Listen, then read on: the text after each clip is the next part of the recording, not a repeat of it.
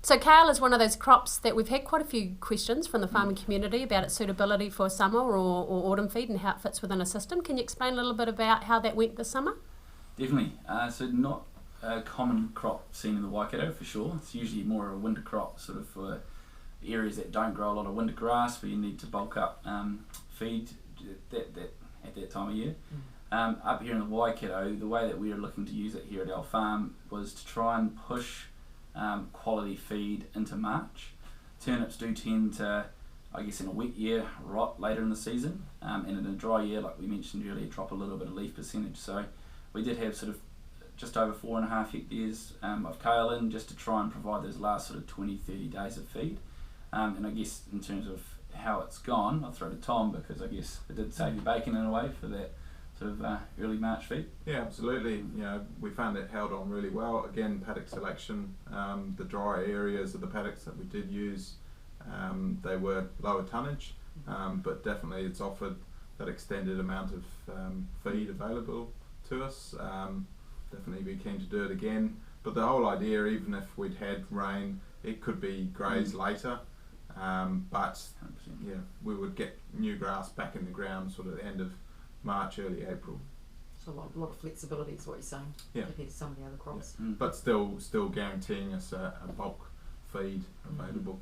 And I guess because it's such a early graze on the kale, the utilisation was extremely good, to the point that girls were probably eating it down to only a 5 centimetre residual in a way, so it worked well.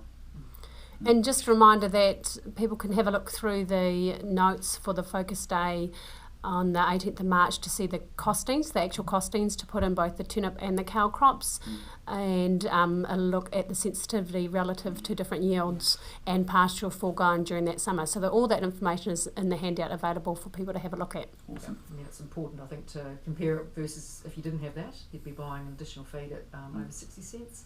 Kilo dry matter for baleage, and palm kernel, you know, at over 40 cents per kilogram dry matter at that time, that you were limited to.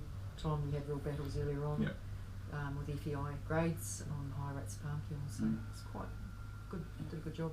And just to touch on that, I guess our average yield would have been around that 10 tonne on everything. Certainly in the lighter paddocks it may have been a little lower, but looking at a 10 tonne average, we're growing turnips at least for 15.9 cents, which is pretty cheap. But again, Joe's done some really awesome work working out the pasture forgone figures in this dry season. So that's adding about a cost of $1,000 per hectare.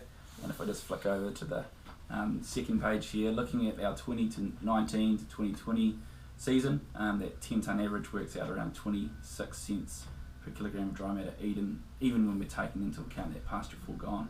So you can see that figures, you know, well under half of what we're trying to buy summer protein in for. So it's been a good result. Although a challenging year and lower yields, we've still achieved some pretty decent outcomes. Excellent. Thanks, Charlotte. Thanks, Kyle. Thanks, Tom. Thanks, Joe. Cheers.